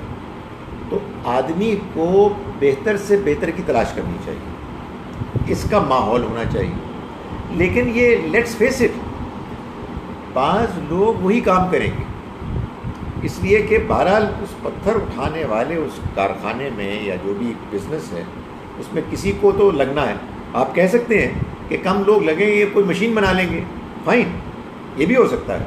لیکن آدمی کو جس موقع پر جو رزق کمانے کا کی اپرچونٹی ملے، ایک تو اس کو اسے جائز طریقے سے حق حلال سے اس کو اختیار کرنا چاہیے، اللہ کا شکر کرنا چاہیے، دوسری چیزوں کو تلاش کرنا چاہیے۔ رہی یہ بات کہ کیا جو دوسرے لوگ ہیں جن کو کیا آسانی سے مل رہا ہے، اس کے لیے اللہ تعالیٰ نے قوانین بیان کر دی ہیں کہ اگر وہ کسی ناجائز طریقے کے ذریعے سے نہیں کما رہے تو پھر اس کو آپ ناجائز نہیں کہہ سکتے، سوائے اس کے کہ ان کے اس مال میں اللہ نے اوروں کا، غریبوں کا حق رکھا۔ ورنہ کیا ہوگا، ورنہ اصل میں ایک اور ہمارے ہاں وہ جب بات کر رہے تھے نا ریلیجس انڈرسٹینڈنگ کی، وہ جو ایک انڈرسٹینڈنگ ہے وہ کہتی ہے کہ آپ گھر بیٹھ جائیں، بہت تھوڑا کریں۔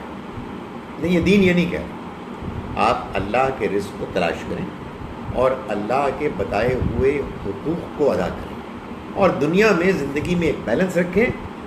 آپ فیکٹری بنا کر بزنس کر کے بھی آخرت کے لیے ایکسل کرنے کے کمپٹیشن میں آ سکتے ہیں۔ کما رہے ہیں آپ مال، نیت ہے آپ کی لوگوں میں تقسیم کرنا، نیکی میں آگے بڑھنا، ایسے لوگ بھی ہوتے ہیں۔ سو اصل میں یہ ضروری نہیں ہے کہ بندہ آخرت میں ایکسل کرنے کے لیے لازماً 24 گھنٹے مسجد میں بیٹھا رہے، اللہ اللہ کرتا رہے، یا وہ کوئی دینی اسکالر بن جائے۔ ہر انسان کے اپنے ایریا آف کہیے انٹرسٹ یا اسپیشلائزیشن میں ایک نیکی اور آخرت میں کامیابی کا اعلیٰ درجہ حاصل کرنے کا موقع ہوتا ہے۔ آپ اچھے انسان بن کے اچھی طرح سے لوگوں سے پیش آئیں، ٹھیک طرح سے کام کریں، دیانتداری سے کام کریں، نماز پڑھیں، اپنے بندوں کے حقوق ادا کریں، اللہ کے حقوق ادا کریں، تو کوئی نہیں جانتا ایک معمولی پتھر اٹھانے والا ورکر دوسروں سے کہیں آگے نکل جائے۔ جناب میرا ایک کوشچن تھا سر، اس سورہ میں بھی ذکر ہے حضرت نوح کا جو پارٹ ہے کہ حضرت نوح نے ہمیں پکارا اور ہم نے پھر جواب دیا اس کا، اور we are the best of answering test. یہ میں نے پوچھا بیسکلی یہ تھا کہ جس طرح حضرت نوح کا بھی یہ ہے کہ himself came to the realization کہ کوئی اللہ تعالیٰ جیسی ہستی ایگزسٹ کر رہی ہے، اس طرح نہیں تھا کہ وہ پہلے سے کوئی، جس طرح ہم تو مسلمان ہیں، ہمیں حضور صلی اللہ علیہ وسلم کے تھرو سارا دین دیا گیا تو ہم اس کو فالو کر کے ایزلی ہم خود سے سوچتے تھے وہ کہ کوئی ہوگا پروردگار رب العزت جو ساری کائنات یہ جو بادشاہ ہے، یہ آل پاورفل اپنے آپ کو کہتا ہے، مگر ضروری نہیں ہے کہ یہ ہو، اس کو بھی کوئی اس سے بھی پاورفل کوئی ہے۔ اور جس طرح حضرت ابراہیم کا بھی اسی طرح ہی تھا کہ وہ خود سوچتے تھے، اور حضرت آسیہ کا ذکر ہے اس طرح فرعون کی بیوی ہونے کے باوجود وہ یہ کہتی تھی کہ کوئی اور ہے جو اس نظام کو چلا رہا ہے، اور پھر دعا کرتی تھی کہ اگلے جہان میں اگر کوئی جہان ہے تو مجھے ادھر بھی اتنا ہی آرام ہے جتنا ایک کرتی ہے۔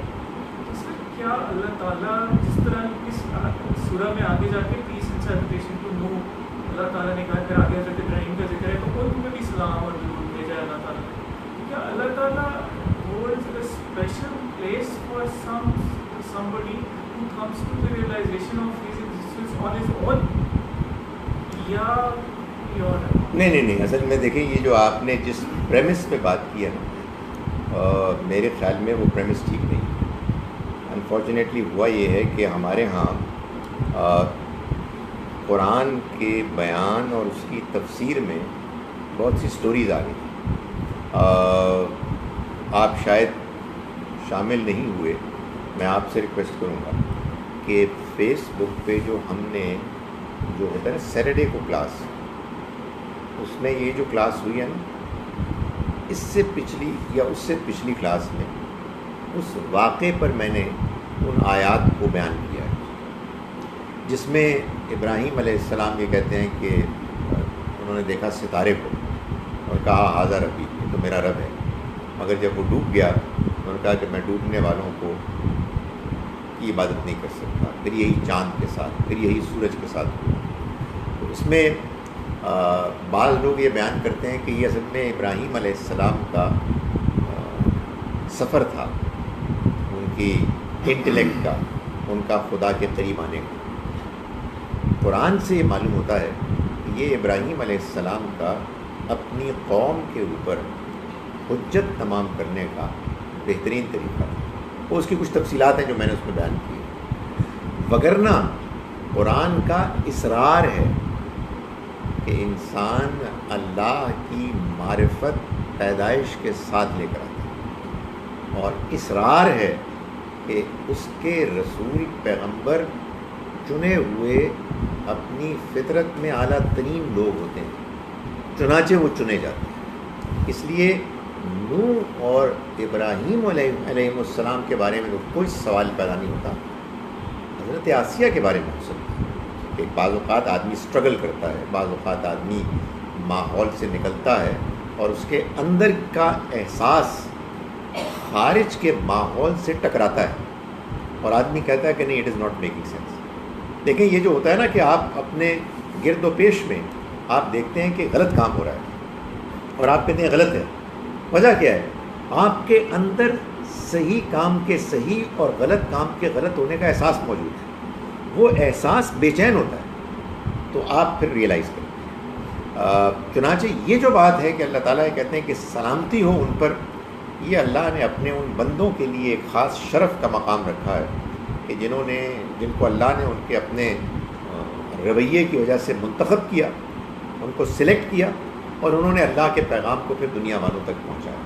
جس کا ظاہر ہے کہ اب جو بہترین شکل ہے وہ یہ ہے کہ ہم نبی اکرم صلی اللہ علیہ وسلم کے لیے درود پڑھتے ہیں یا آپ کے لیے ہم دعا کرتے ہیں دریات کی بلندی کے لیے. یہی اصل میں پچھلے تمام پیغمبروں کے لیے. ویلکم جی، تھینک یو، السلام علیکم.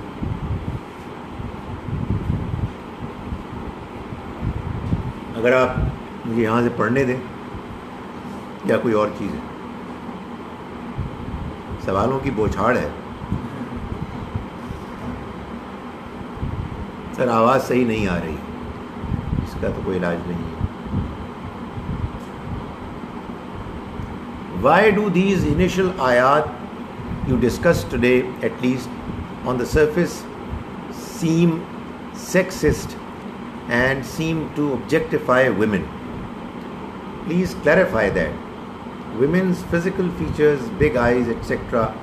should not be a part of a report. دیکھیں، چونکہ آپ ایک خاتون سوال کر رہی ہیں تو میں جسارت کر سکتا ہوں کہ آپ کو کیا پتہ ہے. How do you know? یہ تو اللہ کو فیصلہ کرنے دیں کہ اللہ تعالیٰ جب مردوں کو یہ بتا رہا ہے کہ تمہیں ایک جنت ملے گی جو ان تمام نعمتوں کے ساتھ ہوگی کہ جو نعمتیں تم امیجن کر سکتے ہو، اس میں اگر وہ بعض ان نعمتوں کا بھی ذکر کر رہا ہے کہ جو اللہ اپنے بندوں، مردوں اور عورتوں کا بنانے والا جانتا ہے کہ جو مرد ایکسپیکٹ کرتے ہیں، اور وہ اس کو بیان کر دیتا ہے اور یہ بھی کلیریفائی کر دیتا ہے کہ خواتین کے لیے بھی ان کی ضرورتوں کو پورا کرنے کا بھرپور جائز اللہ تعالیٰ کے ہاں بندوبست ہوگا. تو یہ سیکسسٹ کیا ہوتا ہے مجھے نہیں پتہ. یہ تو ایک جدید کوئی اصطلاح ہے جو استعمال ہو گئی ہے. اس کے اندر اگر کوئی دلیل ہے تو مجھے بتائیں. کیونکہ دیکھیں بات یہ ہے کہ بعض چیزیں ہمارے ہاں اب پاپولر ہو گئی ہیں ایک خاص پس منظر کی وجہ سے. فیمنسٹ موومنٹ جو چلی، اس کے کچھ سمجھ میں آنے والے پہلو تھے. عورتوں کے ساتھ اس دنیا میں ایک بڑے زمانے تک زیادتیاں ہوں، اس میں کوئی شک نہیں ہے، ابھی بھی ہو رہی ہیں. تو اس کے رد عمل کے طور پر بعض خواتین نے ان کے حقوق کے ادراک، اس کی ایکسیپٹنس کے لیے ایک موومنٹ چلائی. ایکسلنٹ. مگر کیا ہوتا ہے کہ اس طرح کی ہر کوشش یہ ایک رد عمل چونکہ ہوتی ہے، اس لیے وہ حد اعتدال سے آگے بڑھ جاتی ہے. تو یہاں اللہ تعالیٰ بعض نعمتوں کو بیان کر رہا ہے، لیکن اگر آپ پوری پکچر کو دیکھیں جنت کی تو اس میں اس نے یہ بتا دیا ہے کہ ہر جنتی کے لیے، چاہے وہ مرد ہو یا عورت، ان کے لیے وہ سب کچھ ہوگا جو وہ چاہیں گے، اور اس کے علاوہ مزید بھی ہوگا. اور اللہ کا جو انعام ہوگا اس پر وہ مطمئن ہوں گے اور اللہ تعالیٰ ان سے راضی ہوں گے. وہ اللہ سے راضی ہوں گے. ظاہر ہے کہ جس زمانے میں قرآن مجید نازل ہوا اور جس زمانے کے لوگوں کو قرآن سب سے پہلے پہنچا، ان کے ذہن کی سطح اور ان کی ایکسپیکٹیشنز کو سامنے رکھتے ہوئے اللہ تعالیٰ نے جن چیزوں کو موضوع سمجھا ان کو بیان کیا. ظاہر ہے کہ اس سے زیادہ ہم کچھ نہیں جانتے، اور یہ بات کہ جب سب کو جو بھی ان کی جائز ضرورتیں ہیں پوری ملیں گی تو اس پہ اعتراض کرنے کی کوئی ضرورت نہیں ہے. اللہ تعالیٰ نے بہت سی باتوں کو بیان نہیں کیا ہے. آپ خود امیجن کر سکتے ہیں، آپ اس کو ایکسٹراپولیٹ کر سکتے ہیں کہ جب یہ سب کچھ ہوگا تو اس کے علاوہ اور بھی بہت کچھ ہوگا.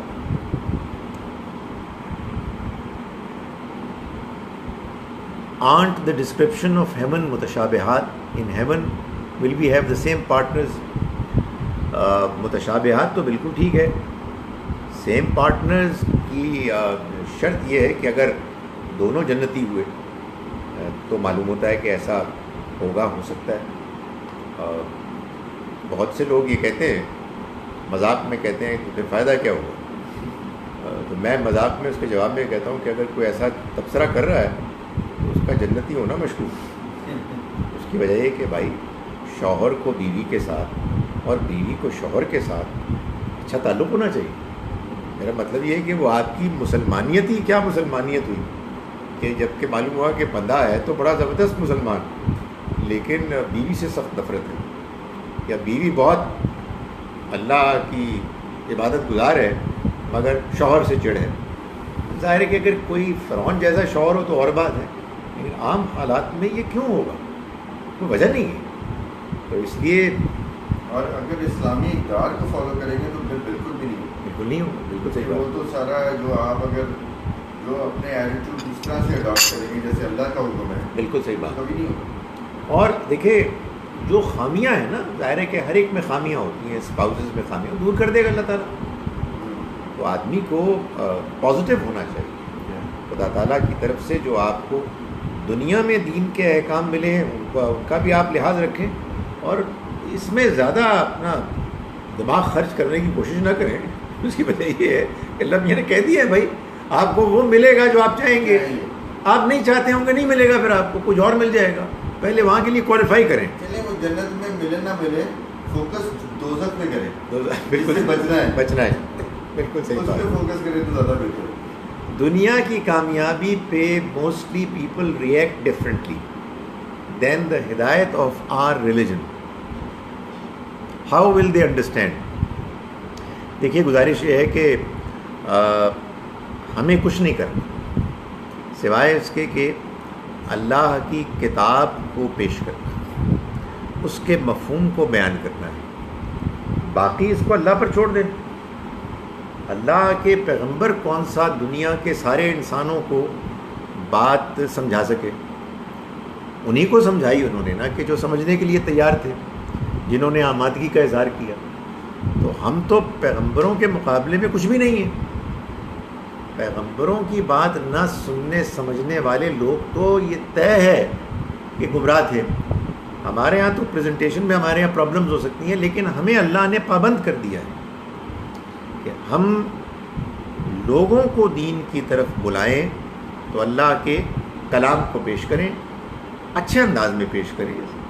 اس کے بارے میں یہ نہ کریں کہ میں نے اس آیت کا مطلب بتا دیا ہے تو اب میں ضد کر رہا ہوں کہ اس سے ڈفرینٹ کوئی مطلب نہیں ہو سکتا. نہیں ہو سکتا ہے کہ آپ کے سامنے کوئی اعتراض پیش کرے تو آپ دوبارہ غور کریں، آپ کو سمجھ میں آئے کہ بات اصل میں کچھ اور تھی.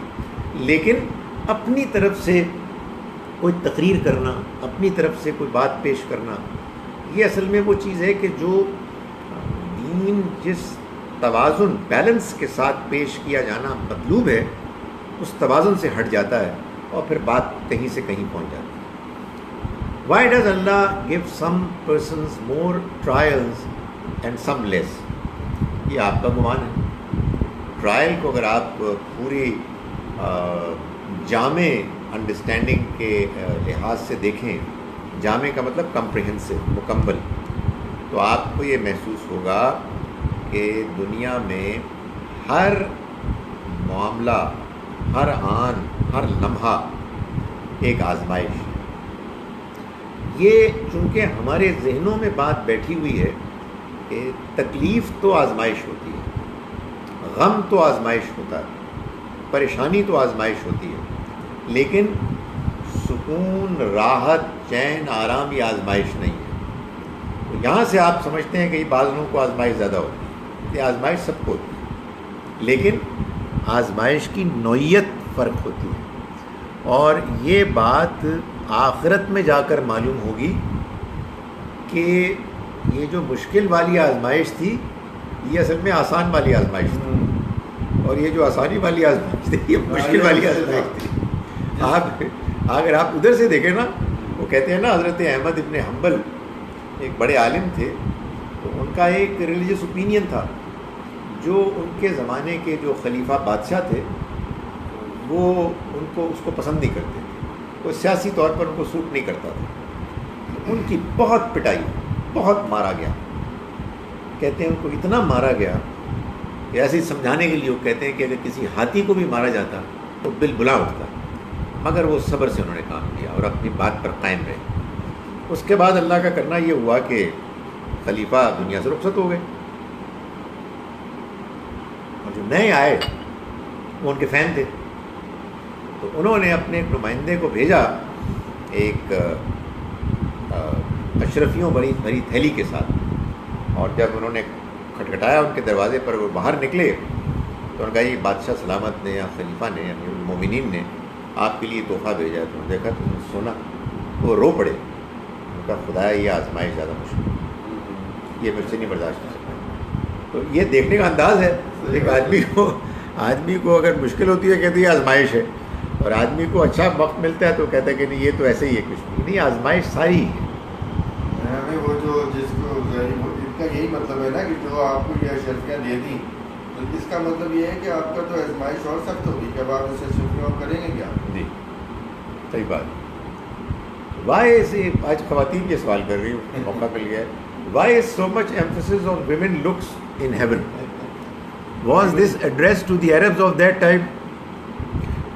آپ خواتین کا مطلب یہ ہے کہ جو مرد حضرات ہوتے ہیں وہ ان کی کوئی دلچسپی نہیں ہوتی، اللہ میاں بہتر جانتے ہیں، اللہ میاں نے اس کو بیان کر دیا ہے، جتنا بیان کر دیا اس کو سمجھ لیں، باقی جو کچھ ہے اس کے علاوہ بہت کچھ ہے۔ سو اللہ نے انسانوں کی نفسیات کو، اور بالخصوص عرب کے اس زمانے میں رہنے والے لوگوں کو کے سامنے بات کو بیان کیا۔ مردوں کے لیے آپ کہیں گے مردوں کے لیے، بھائی آپ خواتین کے لیے بہت سارے زیورات وغیرہ کا بھی ذکر ہے، بہت ساری اور چیزیں بھی ہیں، تو وہ جن کا جو ٹیسٹ تھا اس زمانے میں وہ خاص طور پر یعنی مثال کے طور پر بیان کر دیا، اور یہ واضح کر دیا کہ یہی سب کچھ نہیں ہے۔ اصل میں یہ بڑی مشکل ہے ہمارے ہاں کہ جو کچھ بیان ہو گیا ہے لوگ یہ سمجھتے ہیں کہ یہی سب کچھ ہے۔ جیسے ہمارے یہاں بڑی مصیبت ہے کہ لوگ کہتے ہیں جی کہ یہ نیکی کا کام ہے، فلاں نیکی کا کام ہے، آپ اس کے لیے کوئی آیت یا حدیث بتائیں۔ تھوڑی میر یار مطلب ہے کہ نیکی نیکی ہوتی ہے، اللہ نے ہماری فطرت میں لکھ دیا ہے۔ قرآن حدیث میں مکمل طور پر تمام فہرست ان چیزوں کی بیان ہرگز نہیں ہوئی ہے کہ جو پسندیدہ ہیں اور جو ناپسندیدہ ہیں۔ کیوں بیان ہو بھائی؟ اس لیے کہ پسندیدہ اور ناپسندیدہ، اچھی اور بری چیزیں تو پیدائشی طور پر اللہ تعالیٰ نے دے دی ہیں۔ قرآن میں تو صرف ریمائنڈر ہے اور کلیریفیکیشن ہے جہاں کہیں آدمی کنفیوز ہوتا ہے۔ یہ ہمارے یہاں ایک مشکل ہے لوگوں کو کہ وہ سمجھتے ہیں کہ جنت میں جو کچھ بیان ہوا وہی جنت ہے۔ اللہ تعالیٰ نے اس بیان میں تو بس کچھ مثالیں دی، باقی اصل چیز تو اس نے بتا دیا ہے کہ وہاں تم سب کچھ جو چاہو گے پاؤ گے، اس کے علاوہ بھی بہت کچھ ہوگا۔ I heard that the Prophet, peace be upon him, said that no worldly goods are prohibited, but one should not forget Akhirat, but must enjoy this life. Is this true? نہیں دیکھیں بات یہ بات کچھ ایکسیپشنز، کچھ وضاحتوں کے ساتھ ٹھیک ہے۔ ایک یہ کہ یقیناً کچھ چیزیں ناجائز ہیں، یہ تو بالکل غلط بات ہے ہماری فطرت میں بعض چیزیں ناجائز ہیں. ابھی ذکر آیا شراب کا، تو شراب تو ناجائز ہے. بہت سی اور چیزیں ناجائز ہیں. ظاہر ہے کہ حرام طریقے سے کمایا ہوا مال ناجائز ہے، سور کا گوشت ناجائز ہے، بہت ساری چیزیں ناجائز ہیں. سارے جو درندے ناجائز ہیں ایٹسیکٹرا ایٹسیکٹرا. بے حیائی ناجائز ہے، شرک ناجائز ہے ایٹسیکٹرا. دوسری چیز یہ ہے کہ یقیناً آپ لائف کو انجوائے کریں، لیکن اللہ کی یاد کے تحت دنیا کی زندگی کو انجوائے کرتے ہوئے آپ اللہ کو یاد کریں اور اللہ کی حدود سے آگے نہ نکلیں، تو تب جا کے وہ آپ کے لیے ایک نعمت بنے گی. ورنہ اس طرح کی جو سویپنگ سٹیٹمنٹس ہوتی ہیں بعض اوقات اس سے لوگوں کو غلط فہمی ہوتی ہے. نبی صلی اللہ علیہ وسلم کے اس طرح کے ارشادات میں دو امکانات ہوتے ہیں. میں اس بنیاد پہ کہہ رہا ہوں کہ بات اصلاً ٹھیک ہے. بعض اوقات کیا ہوتا ہے کہ راوی کسی اہم بات کو مس کر جاتا ہے، یعنی پوری بات بیان نہیں ہوتی. یہ ہو جاتا ہے، ہم انسان جب کسی کی بات کو کنوے کرتے ہیں تو بعض اوقات ایک بات جو مکمل طور پر کچھ اور تھی وہ انکمپلیٹ بیان ہوتی ہے. اور دوسری بات یہ ہے کہ بعض اوقات نبی صلی اللہ علیہ وسلم کے ہاں جب کوئی بات بیان ہوتی ہے تو اس کا ایک کانٹیکسٹ ہوتا ہے. آپ ایک بات بیان فرماتے ہیں اور اس انڈرسٹینڈیبل ایزمپشن کے ساتھ فرماتے ہیں کہ لوگ قرآن کی روشنی میں پوری بات تو سمجھ ہی جائیں گے. مثال کے طور پر دیکھیں، یہ جو بار بار آتا ہے کہ جس نے وضو کیا، اچھی طرح سے وضو کیا، اس کے گناہ بخش دیے جائیں. اس میں یہ بات امپلائڈ ہے چھوٹے گناہ، صغیرہ گناہ. اس سے یہ مطلب نہیں ہے کہ آپ نے ڈاکہ ڈالا اور آگے وضو کیا اور گناہ بخش دیے. اس طرح کی کوئی چیز نہیں. اس طرح کی جتنی بھی باتیں حدیث میں بیان ہوئی ہیں اس کو قرآن کی روشنی میں دیکھنا چاہیے. اور چھوٹے گناہ کو بھی اگر آپ تھوڑا سا ڈیفائن کر دیں تو وہ غلطیاں ہیں. ہاں غلطی، انٹینشنل نہ، سرکشی نہ. سرکشی نہ، بالکل صحیح، ایبسلیوٹلی. اب وہ یہ ہے کہ اگر آپ جھوٹ بول رہے ہیں، انٹینشنلی بول رہے ہیں، تو وہ چھوٹا گناہ نہیں. وہ چھوٹا گناہ نہیں، بڑا گناہ ہے، کوئی شک نہیں. What are the signs of Allah being راضی فرام اس؟ دیکھیں، دل میں ایک اطمینان ہوتا ہے. یہ بات آدمی نماز پڑھتا ہے، اس کو نماز میں ایک دلچسپی، ایک توجہ، اللہ کی یاد حاصل ہوتی ہے. آدمی لوگوں کے ساتھ معاملات کرتا ہے تو اسے محسوس ہوتا ہے کہ اللہ کا شکر ہے میں ٹھیک بات کی. اللہ نے آپ کو جو ضمیر دیا ہے یہ اصل میں اللہ کی طرف سے وہ بیرومیٹر ہے. وہ اصل میں ایک ایسا مشین ہے، ایسا پیمانہ ہے جو آپ کو بتا دیتا ہے کہ آپ کی زندگی ٹھیک گزری یا نہیں گزری. سب سے بڑا میرے خیال میں جو سکون ہے نا، سکون، ہاں وہی سکون، وہ سکون ادھر سے ہی ہوتا ہے. یعنی وہ ضمیر ہی مطمئن ہوتا ہے جس سے آدمی کو سکون حاصل ہو جاتا ہے. ظاہر ہے کہ اس کا مطلب یہ ہے کہ آپ باتیں سب کی سنتے رہیں، کوئی جان بوجھ کر کسی چیز کو اوائڈ نہ کریں. یعنی سکون حاصل کرنے کا ایک طریقہ تو یہ بھی ہے نا کہ آدمی سب دنیا سے کٹ کے تو کسی غار میں جا کے اللہ اللہ شروع کر دے. نہیں، یہ سکون کا طریقہ میں نہیں بتایا گیا. یہ وہ آئے گا بھی نہیں. میرے پاس بھی صحیح ہے. آپ اپنے یو رائٹ، آپ کیسے غار میں جا سکتے ہیں کہ جب کہ آپ کے پیچھے بہت سی ذمہ داریاں ہیں. تو اسی دنیا میں رہ کے آپ کو سکون حاصل کرنا ہے تمام تر تعلقات کے ساتھ.